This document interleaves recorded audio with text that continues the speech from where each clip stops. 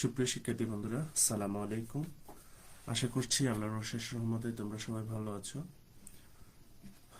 আমরা আজকে এসে উপস্থিত হয়েছি নবম দশম শ্রেণীর গণিত বিষয়টি আলোচনা করার জন্য। আমাদের আজকের আলোচনার পাঠ হচ্ছে প্রথম অধ্যায় বাস্তব সংখ্যা। আজকে আমরা এই প্রথম যে অধ্যায়টি রয়েছে বাস্তব সংখ্যা, সেই পাঠ সম্পর্কিত কিছু গুরুত্বপূর্ণ তথ্য সম্পর্কে আজকে জেনে নিব।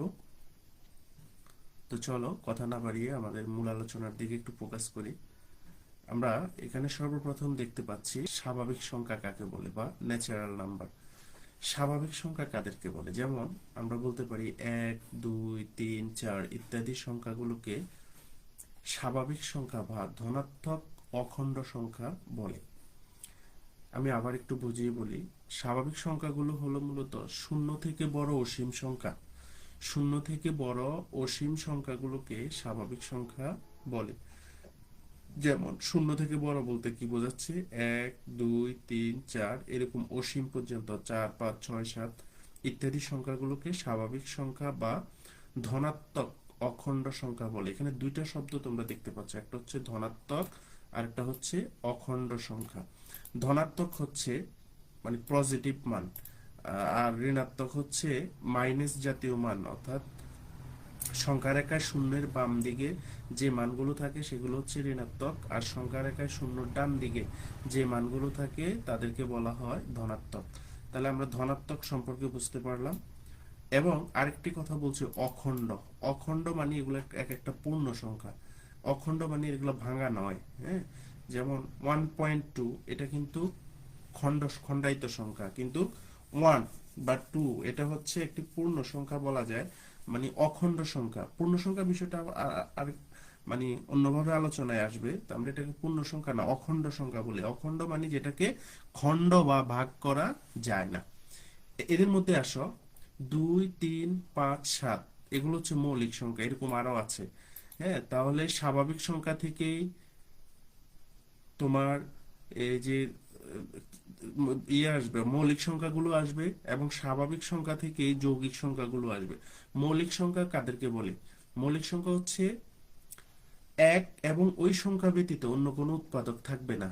যাদের মধ্যে এক এবং ওই সংখ্যা ব্যতীত আর অন্য কোনো উৎপাদক থাকবে না তাদেরকে আমরা বলে থাকবো মৌলিক সংখ্যা। যেমন এখানে 2 এর উৎপাদক গুলো হচ্ছে 1 এবং 2, এছাড়া আর কোনো উৎপাদক নেই। 3 এরও হচ্ছে 1 এবং 3, 5 এরও হচ্ছে 1 এবং 5, 7 এরও 1 এবং 5। এখন আমরা যদি বলি 4 কেন মৌলিক নয়, কারণ 4 এর মধ্যে 4 একে 4 1 আছে, আবার 2 দ্বিগুণে 4 2 আছে, আবার 4ও আছে। তাহলে এখানে 1 এবং 4 ছাড়াও 2 আছে বিদায় 4 কি নয়? মৌলিক সংখ্যা নয়, এটা যৌগিক সংখ্যা। এখন এবং দেখো 4, 6, 8, 9 ইত্যাদি এগুলো হচ্ছে যৌগিক সংখ্যা, অর্থাৎ যাদেরকে ভাঙা যায়। তো আমি ভাঙা যাবে উৎপাদক দ্বারা, ভাঙানো যাবে মৌলিক উৎপাদক দ্বারা। তাহলে আবার বলছি, স্বাভাবিক সংখ্যা হচ্ছে 1, 2, 3, 4 অর্থাৎ শূন্য থেকে বড় সকল ধনাত্মক সংখ্যাকে স্বাভাবিক সংখ্যা বলে। অসীম পর্যন্ত সকল ধনাত্মক সংখ্যাকে স্বাভাবিক সংখ্যা বলে। এখন আমরা জানবো পূর্ণ সংখ্যা কাকে বলে। পূর্ণ সংখ্যা হচ্ছে শূন্য সহ সকল ধনাত্মক ও ঋণাত্মক অখণ্ড সংখ্যা সমূহকে পূর্ণ সংখ্যা বলা হয়। তাহলে শূন্যের ডান পাশে হচ্ছে ধনাত্মক আর শূন্যের বাম পাশে হচ্ছে ঋণাত্মক। তাহলে 0, +1, +2, +3, আবার -1, -2, -3 এইভাবে অসীম পর্যন্ত সকল সংখ্যাগুলোকে পূর্ণ সংখ্যা বলে। আমি আবারও বলছি, শূন্য সহ সকল ধনাত্মক ও ঋণাত্মক সংখ্যাকে পূর্ণ সংখ্যা বলে। এবার জানবো আমরা ভগ্নাংশ সংখ্যা। ভগ্নাংশ সংখ্যা বা ফ্যাক্টোরিয়াল নাম্বার যেটাকে বলবো আমরা।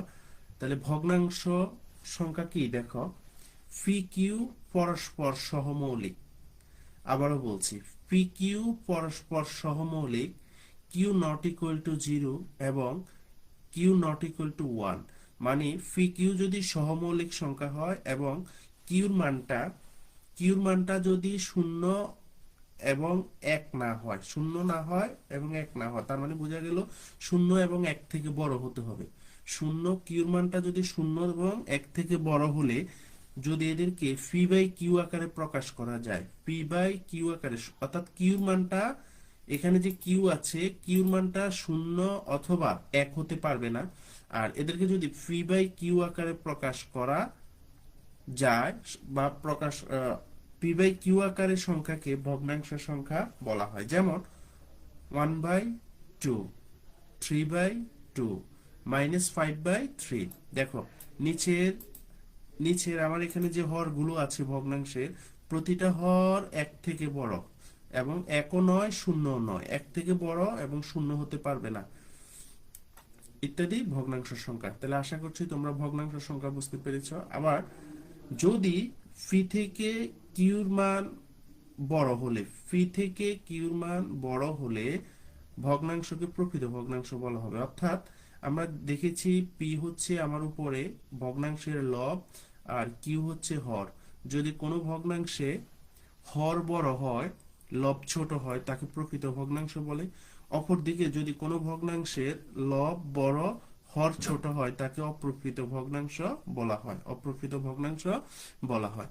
তোমরা আজকের ক্লাসের প্রতিটি সংজ্ঞা খাতায় ভালো করে নোট করে নিবে এবং এগুলো একদম মুখস্থ করে নিবে, যাতে অঙ্ক করতে গেলে আমরা এগুলো খুবই ইজিলি পারি। তাহলে দেখো এখানে এগুলো হচ্ছে প্রকৃত সংখ্যা। কেন? কারণ প্রত্যেকটার হর বড়। খেয়াল করে দেখো, নিচে 2 বড় 1 ছোট, 3 বড় 1 ছোট, 3 বড় 2 ছোট, 4 বড় 1 ছোট, তার মানে এগুলো হচ্ছে প্রকৃত ভগ্নাংশ। আর এখানে দেখো অঙ্কের হর থেকে প্রত্যেকটা লব বড়, এই জন্য এগুলো হচ্ছে অপ্রকৃত ভগ্নাংশ। আমরা এখন জানবো মূলদ সংখ্যা।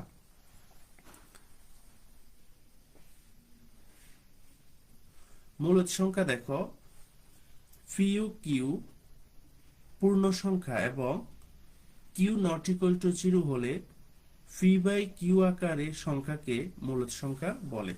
তাহলে পি এবং কিউ যদি এক একটা পূর্ণ সংখ্যা হয়, পূর্ণ সংখ্যা বলতে সেটা 0 হতে পারবে। পূর্ণ সংখ্যা বলতে আমরা একটু আগে জেনেছি 0 সহ সকল ধনাত্মক এবং ঋণাত্মক। তাহলে এই ক্ষেত্রে কিউর মান 0 হতে পারবে না, আর পির মান 0 হতে পারবে, 0 থেকে বড় অথবা ছোট হতে পারবে, কেমন? এবং কিউর মানটা শুধু 0 হতে পারবে না।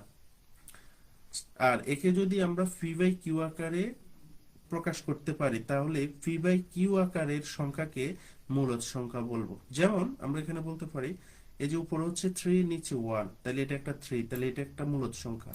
কারণ আমরা জানি নিচের 1 না লিখলেও চলে সেক্ষেত্রে, কারণ একটি পূর্ণ সংখ্যার নিচে সবসময় তার হরে কি থাকে, 1 থাকে, আমরা এটা জানি। তাহলে সেক্ষেত্রে 1টা না লিখে, 1টা এখানে অনুজ্জ রেখে আমরা এটাকে শুধু 3 লিখতে পারি, তাহলে এটা একটা কি সংখ্যা, মূলদ সংখ্যা। আবার আসো 11/2, কেমন? তাহলে দেখো এখানে এই শর্তটা অ্যাপ্লাই করছে, একে পি বাই কিউ আকারে। এই যে 11 যদি হয় পির মান, 2 হচ্ছে কিউর মান, তবে কিউ এর মান 0 হতে পারবে না। দেখো আমরা এখানে 0 দিই নেই, তার মানে এটা একটা মূলদ সংখ্যা। তুমি যদি 11কে 2 দ্বারা ভাগ করো, তাহলে সেক্ষেত্রে তুমি 5.5 পাচ্ছ, তাহলে এটা একটা পুরোটা একটা মূলদ সংখ্যা। আবার আসো 5/3, এখানে দেখো পি এর মান সত্য ছিল, পি পূর্ণ সংখ্যা, পি এবং কিউ উভয় পূর্ণ সংখ্যা, কিন্তু শুধু একটা রেস্ট্রিকশন দেওয়া আছে, এখানে কিউ 0 হতে পারবে না। তো সেক্ষেত্রে কিউ 0 নাই, দেখো প্রত্যেকটা কিউ, এখানে প্রথমটাতে কিউ 1, দ্বিতীয়টাতে কিউ 2, আর তৃতীয়টাতে কিউ মান হচ্ছে 3। 5 কে যদি আমরা 3 দ্বারা ভাগ করি, তাহলে এটা আসবে 1.666, এটা এভাবে চলতেই থাকবে। তাহলে এটাও একটা কি সংখ্যা, মূলদ সংখ্যা, মূলদ সংখ্যা। তা আশা করছি তোমরা যতটুকু আলোচনা করেছি ততটুকু ভালোভাবে বুঝতে পেরেছো মূলদ সংখ্যা পর্যন্ত। আমরা এই পর্যায়ে আলোচনা করব অমূলদ সংখ্যাটা কি। তাহলে দেখো, যে সংখ্যাকে পি বাই কিউ আকারে প্রকাশ করা যায় না সেগুলোকে, অর্থাৎ যে সকল সংখ্যাকে পি বাই কিউ আকারে প্রকাশ করা যায় না, যেমন পি কিউ হচ্ছে পূর্ণ সংখ্যা, তাহলে পি বাই কিউ আকারে যে তুমি প্রকাশ করবে বা প্রকাশ করা যে যায় না, তো পি কিউ যে তুলনা করলে, পি কিউটা আসলে কি ওটা আগে জানতে হবে ক্লিয়ারলি। তাহলে পি কিউ হচ্ছে পূর্ণ সংখ্যা এবং কিউ এর মান 0 হতে পারবে না, ওই যে মূলদ সংখ্যার যে শর্তটা ছিল ওটার মতোই অনেকটা, সেই সংখ্যাকে অমূলদ সংখ্যা বলা হয়। পূর্ণবর্গ নয় এরূপ যে কোনো স্বাভাবিক সংখ্যার বর্গমূল একটি অমূলদ সংখ্যা হবে। পূর্ণবর্গ নয়, যেমন আমরা যদি বলি √4, 4কে আমরা জানি বর্গমূল করলে 2 হয়ে যায়, তাহলে সেটা মূলদ সংখ্যা। তবে √5, 5 কোনো পূর্ণবর্গ সংখ্যা নয়, তার মানে √5 কি হবে আমাদের? √5 অবশ্যই অমূলদ সংখ্যা হবে। তাহলে এই কথাটা আবার একটু বোঝো, এই কথাটা খুবই গুরুত্বপূর্ণ একটি কথা, এটা একটু আমি একটু হাইলাইটস করে দিচ্ছি। দেখো, পূর্ণ বর্গ নয় এরূপ যে কোনো স্বাভাবিক সংখ্যার বর্গমূল একটি অমূলদ সংখ্যা। পূর্ণ বর্গ নয় এরূপ যে কোনো স্বাভাবিক সংখ্যা, তাহলে √1,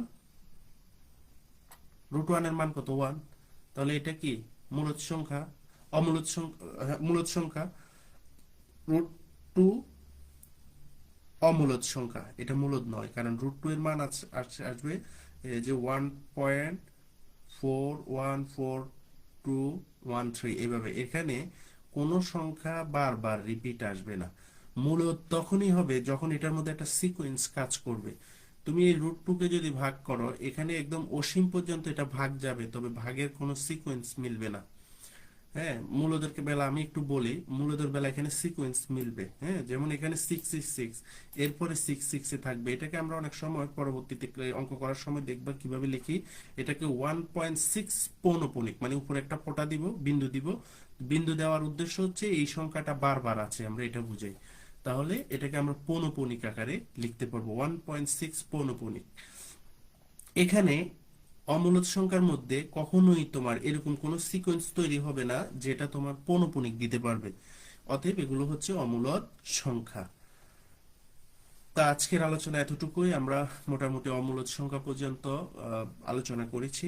তোমরা অবশ্যই আজকের এই আলোচনার যে স্ক্রিনে যতটুকু আমি শিখিয়েছি অমূলদ সংখ্যা পর্যন্ত, সেগুলো তোমরা খাতায় নোট করে নিবে। দেখা হবে আগামী কোনো ক্লাসে। সে পর্যন্ত সবাই ভালো থাকো, সুস্থ থাকো। আল্লাহ হাফেজ।